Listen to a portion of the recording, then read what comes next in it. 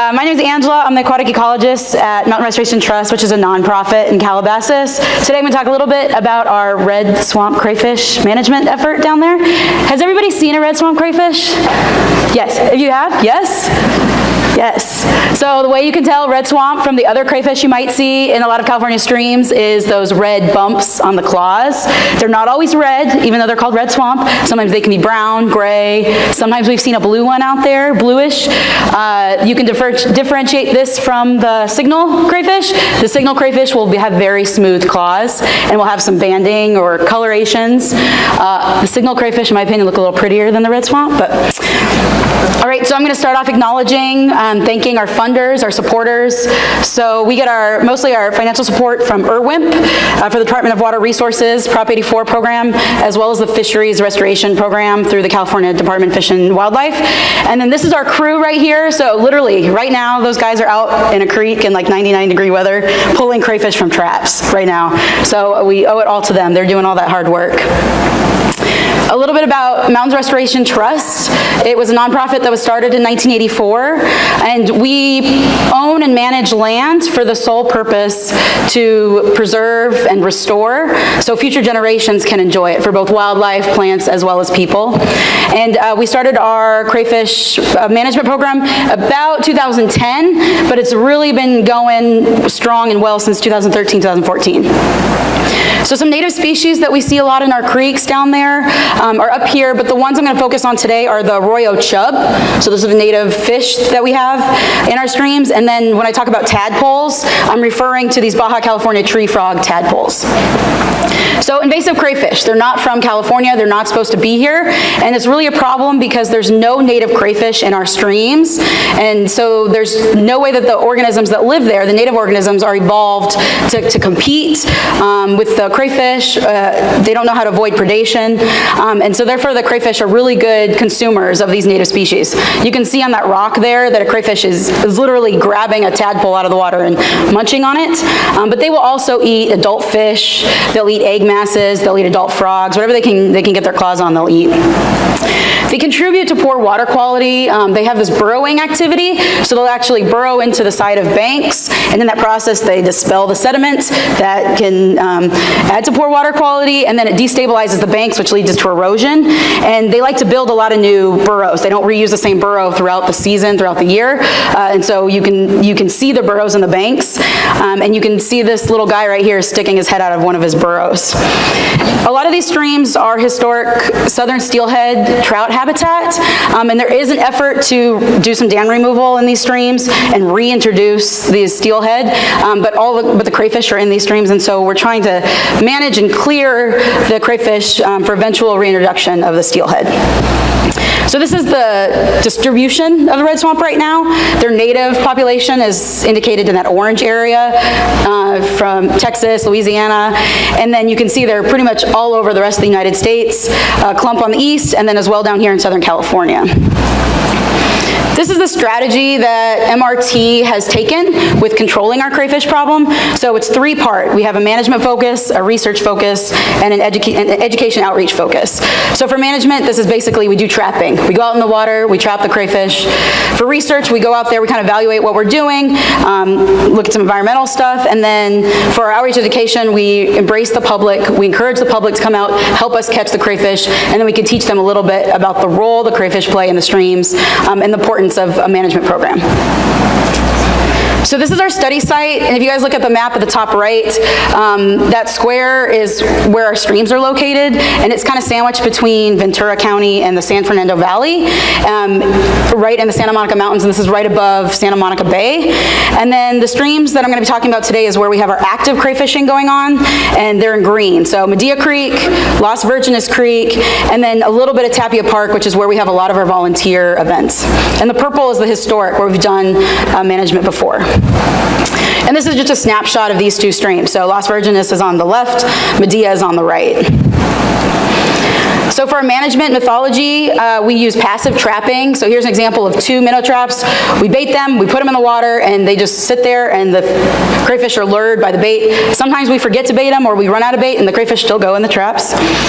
We track the size of crayfish and how many we get, and then we remove them from the creek and dispose of them, or recycle them. We also track our bycatch. So these are some chub that we caught, and we count how many we have, and then we release them, as well as our tadpoles, whether they're the California, the tree frog, or western toads. For some of our research methodology, we really rely on partners and collaborators to do a lot of our research, particularly with Pepperdine University and then UCLA. We just finished some research with Gary Bucchiarelli, and I'm going to talk a little bit about some of what he found in the CSCI scores with his research. And then we do some stuff in-house. So we do some biosurveys. This is similar to what the Park Service does, and that's what's shown in this picture. We measure a segment of stream, and we walk along it, and we count whatever we observe. It's kind of a qualitative way to see how the biota is doing in the stream there. We started a water quality program this summer, and then we've done some trap comparison studies, which I'm going to talk about right now, or today. So this trap comparison study, we had 6 base models of traps, and the idea was to identify the best type of trap to catch crayfish, and that means which trap catches the most crayfish, but at the same time catches the least amount of bycatch, so the least amount of chub, least amount of tadpoles. And then we modify these traps to overall make 12 designs. And that was so we can identify what is it about the trap that is the best at catching the crayfish. So these are the 6 ones. The typical minnow traps are on the top. We have 2 collapsible in the middle there. Those are fabric. They collapse with a metal frame. We have these pyramid traps, which is in the bottom right. There's a crayfish, not red, he's kind of brown, in one of those black minnow traps. And then we tried this new one called a tube trap or a refuge trap. And basically we just put PVC together, duct tape it up, put it on the bottom, and it's supposed to mimic those burrows, right? So the crayfish see the burrows, see them, can go in there, hide out, and we don't have to bait those. And so the idea is that we can leave them in the water for a long time. We don't have to worry about bycatch or bait going bad or anything like that. So for outreach education components, we have events that are all volunteer focused, using the public. We advertise and promote through Eventbrite, and we track all of our efforts. So the participants that show up and what they catch. And then we use Facebook, Twitter, and Instagram to promote all these events, as well as to provide educational information to the public. So now I'm going to go through some of the results from our management. So this is going to be catch per unit effort, so how many crayfish we catch per trap, per trapping day, right? And so this is on the bottom, we're going to have our time, our month, year, and then the side axis will be our catch per unit effort. And this is from Las Virgenes site. And so from 2013 to August of this year, we had some variation in our how much crayfish we caught. This year alone, we caught 58,000 crayfish. That's just this year, yeah, so it's really good. When we put our bycatch species on top of there, this is our chub.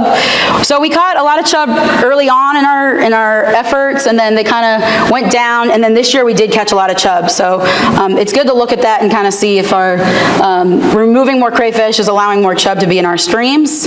We can put our tadpole on there, and we definitely see increase in our tadpole species in this stream after a few years of crayfish control and removal.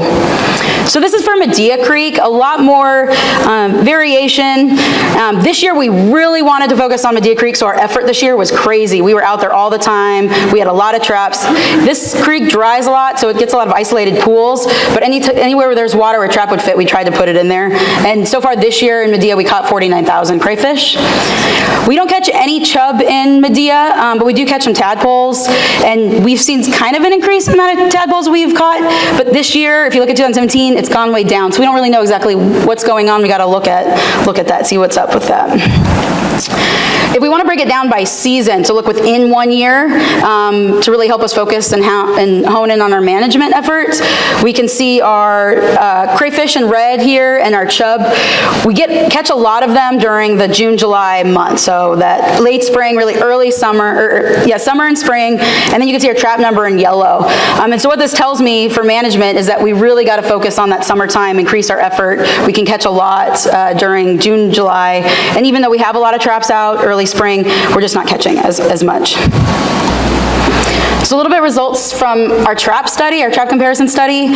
So what you're gonna see is all of our different trap types on the bottom of this, and then the average catch per trap on the top. The study was the same length, so we didn't have to incorporate our trapping days. And what we can see is our cylindrical mesh trap and our red mesh trap caught the most crayfish. We're just looking at crayfish catch alone. And so there's a picture of both of those.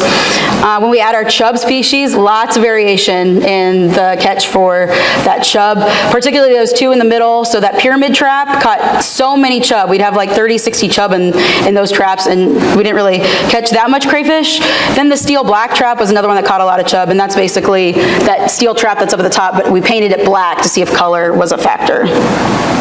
We put tadpoles on there. We didn't catch that many tadpoles across, but you can see there's definitely some traps that are better when you're considering the tadpole bycatch than others. But one thing I want to say, if I was wanted to recommend a management trap for this, I'd look at this trap right here. So this is just a black vinyl coated minnow trap, and we catch a relatively good amount of crayfish with very minimal catch on the bycatch. So some other things we did with our trap comparison study is we looked at the size of the crayfish caught and the sex. And there's a lot going on this graph, but just see that the males and females to combine together, which is the shades of gray at the top, pretty much match the pattern when you just break down the males in blue and the females in orange. And then the lighter colors are going to be your smaller crayfish.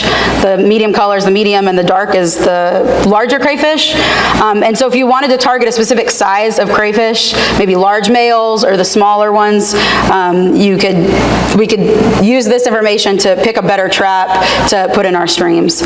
One thing I will point out though is down here for the females is a little bit different pattern. So we can see that there's a little more of those larger females in the tube traps. Those are the ones that look like this. These refuge tube traps are just PVC tubes. And actually all the females that we got in these traps were ovid. And so this would be a good trap for us to use if we wanted to really, combat getting those crayfish numbers down, especially these females can have like 100 babies on them. So if we can remove, a female crayfish a trap and we put out, say, 20 traps, that's a lot of crayfish that we're removing the stream that aren't reaching maturity. So that's something that we're going to look into for next season for sure. So a little bit of results for outreach and education. So this is an example of one of our events. This is Step Forward Day. It's from alumni from Pepperdine University, and other members of the public came out and they learned about stream ecology, they learned about crayfish, and then they helped us catch some crayfish from Tapia Park. Total for 2017, we had 20 events, and that generated 637 volunteers that came out, and we removed 6,000 crayfish with those events, with those volunteers, which is great. We had some demos, so we really want to educate the students in this area when they're younger and get them interested in the outdoors and being good stewards of the environment. And so we did, so far we've done 11 school demos to schools in the area. And then for our social media, this is the first year we've been tracking our social media presence. For Facebook, we had 13 posts, 98 likes, 11 shares. Our Twitter game, not that great. I think we got to step up our Twitter game a little bit. We only had 3 tweets, 5 likes, 3 shares. And then for Instagram, that's definitely our biggest hit there. We had 7 posts with 312 likes, and then 6 tags from other organizations in the area that tagged us and shared our information with their followers and their participants. So this is something that we now have somebody on staff that part of her job is just to do our social media presence, and we think that's a big key to our overall efforts with getting engaged with the public. Some of the challenges that we learned is size variability. How are we dealing with these itsy bitsy little crayfish that don't seem to stay in any trap that we have out? And this is a picture of one of our techs, Mark's hand, and you can see that crayfish on his hand. It's just very tiny. We, as a nonprofit, are constantly managing and balancing the difference between management and research. So we get paid to boots on the ground, have people out there catching crayfish. Sometimes you just gotta pause and do some research and see if what you're doing is the most effective and the most efficient, and that takes a little more time and money than usually is accounted for with nonprofits. And then the public, we love the public. So they come out, they help us catch crayfish. Also, they're a thorn in our side sometimes. This picture right here on the bottom, this is one of our collapsible traps. And we had these set out, we had like 60 traps out for a volunteer event. We show up in the morning and all of them are slashed with knife marks. So somebody went and pulled them all out of the water and cut them all up. And not only did everything that was trapped in there escape, we couldn't do our event. And then we have to either replace the trap, which is $20, or we have to have staff sew them up. And that takes hours and labor. And so it's something that we're constantly battling with getting that information out there, that what we're doing, you know, we're not poaching, what we're doing is useful and not harmful to the streams. So we really need to look at our research, both that we've done, but other people have done in the area, and implement that. For example, putting more of those tube traps out there to catch those ovid females. And then also, we need to increase our outreach efforts, especially education and awareness, right? And getting people to know, when they see a trap, don't touch it. And also having them come out and participate and provide more labor for us. So we look at the conclusions with some ecological benefits. So we see that we're seeing an increase in chub and tadpoles in these areas where we're removing crayfish. But we also this year have been doing some monitoring for an area that we cleared of crayfish. And we have some red frogs, threatened red frogs sightings in there. And these are adults. We saw some young juveniles, and then we see some adults now later in the year. And this is really hopeful because generally the stream hasn't changed much in condition. In fact, there was construction. It's right next to a freeway. We can't see that the environment is changing much, but we did remove crayfish from that stream, and now we're seeing this important species coming back into that area.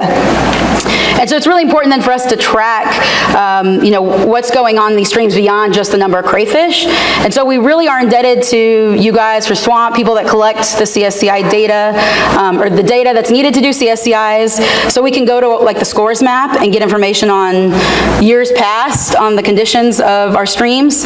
And then recently, Gary from UCLA has done some research in our streams during the drought and this year. And so we have some information now on our CSI, on the condition of our streams with this information. We also think that the drought might have caused a little bit of lag. So we had some really good CSI scores. You can see that the green dot, that's Cold Creek. We use that as our reference site. There's no crayfish there. And we usually compare it, it's close by to our other ones. We can use that. And it kind of went down during the drought as far as the CSI score, and it's slowly going back up, as well as some of our other sites.